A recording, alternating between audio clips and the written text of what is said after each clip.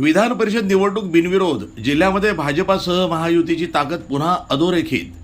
सुजय संग्राम जयवीरूच्या जोडीनं केली कमाल.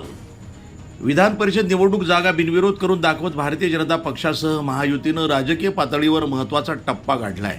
अपेक्षेप्रमाणे भाजपाचे उमेदवार प्राजक्त तनपुरे हे बिनविरोध निवडून आले असून या घडामोडीमुळे जिल्ह्यामध्ये भाजपाची संघटनात्मक ताकद आणि राजकीय प्रभाव पुन्हा एकदा अधोरेखित झालाय.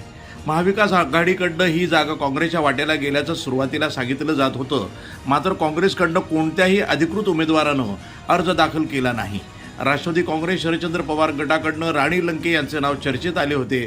त्या अर्ज दाखल करतील अशी चर्चा होती, मात्र अखेर महाविकास आघाडीकडनं एकाही उमेदवारानं अर्ज भरला नाही.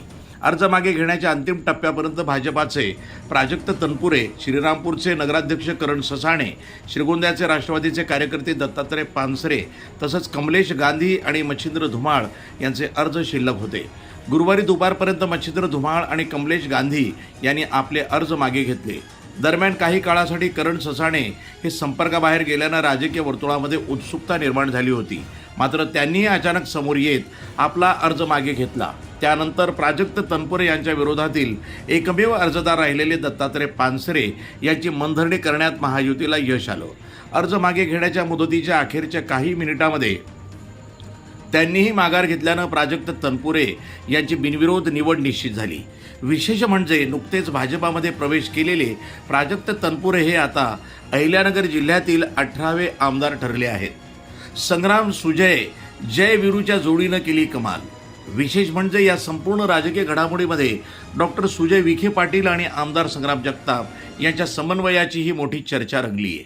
उमेदवारी अर्ज माघारीच्या अंतिम टप्प्यात दत्तात्रय पानसरे यांनी अर्ज बळजबरीनं किंवा खोट्या सहीनं मागे घेतल्याचा आरोप केल्यानं जिल्हाधिकारी कार्यालय परिसरामध्ये काही काळ तणावाचं वातावरण निर्माण झालं होतं. मात्र त्यानंतर आमदार संग्राम जगताप आणि दत्तात्रय पानसरे यांच्यात बंद दाराआड सविस्तर चर्चा झाली. चर्चेनंतर दोघेही एकाच वाहनातून बाहेर पडल्यानं राजकीय वर्तुळामध्ये विविध चर्चांना उधाण आलं. अखेर पानसरे यांची समजूत काढण्यात यश आलं आणि त्यांनी जिल्हाधिकारी कार्यालयामध्ये त्यातनं बाहेर पडत माघारीची भूमिका कायम ठेवली. त्यामुळं प्राजक्त तनपुरे यांच्या बिनविरोध निवडीचा मार्ग मोकळा झाला.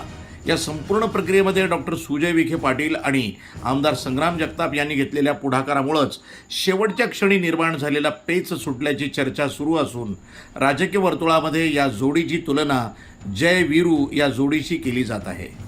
वृत्तसंपादन विभाग, न्यूज टुडे 24, अहिल्यानगर.